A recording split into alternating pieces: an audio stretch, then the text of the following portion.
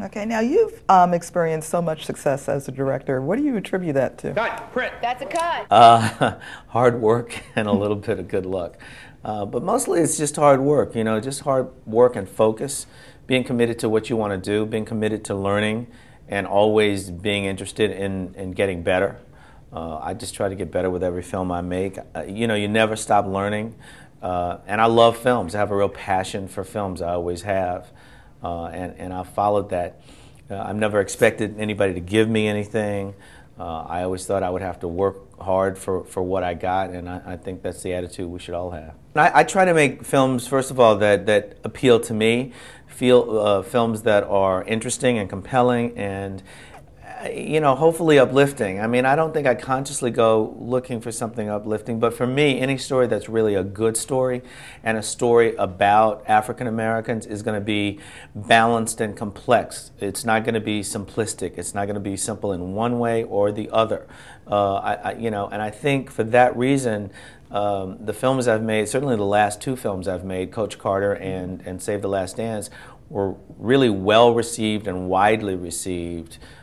Because they spoke to the community, but they also spoke on a universal level, and that's something that really interests me, and I think it's reflected in the films that I try to make. I'm Ken Carter, your new basketball coach. Oh, we hear you, dog, but we can't see you.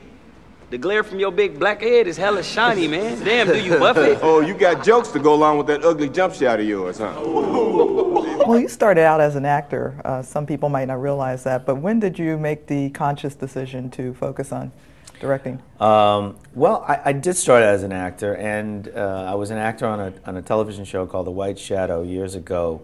And I started directing on that show, and I think I just started directing because I was on the set every day. I was lucky. I was on a set of a television show. We were making a little film every week or so, and so I got a chance to observe on my own. I got a chance to sort of go to school without having to pay tuition, you know, because I was on the set.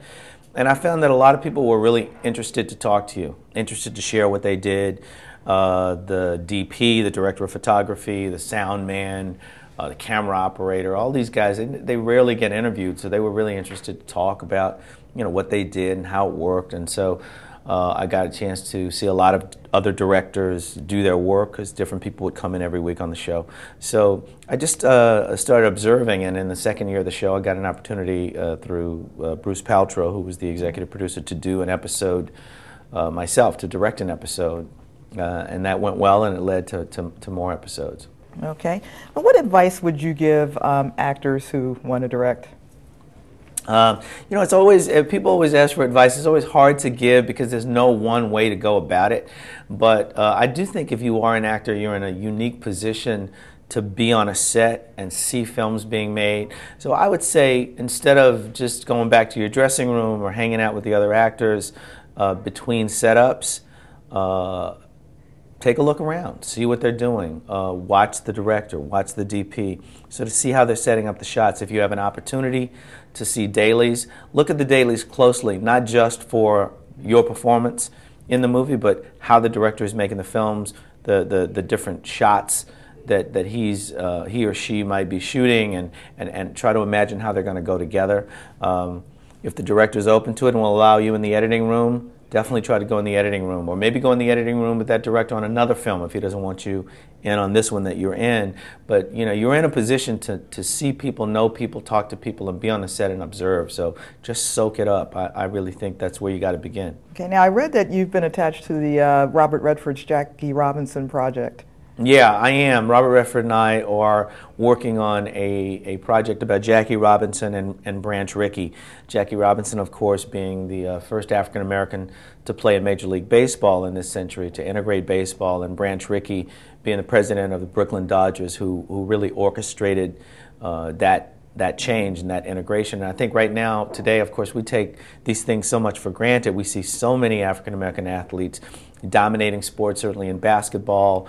Our numbers are declining a little bit in baseball, but we've had great presence in baseball and great heroes and in football. And we think, wow, maybe it's always been that way. And not only for young African Americans, but for young Caucasians as well, and Latinos, to look at at the history of this country, we make certain assumptions because they didn't see these things happen. But it was only a few short years ago. You know, it was only in 1947, 60-year anniversary coming up next year for the integration of baseball. So it hasn't been that long.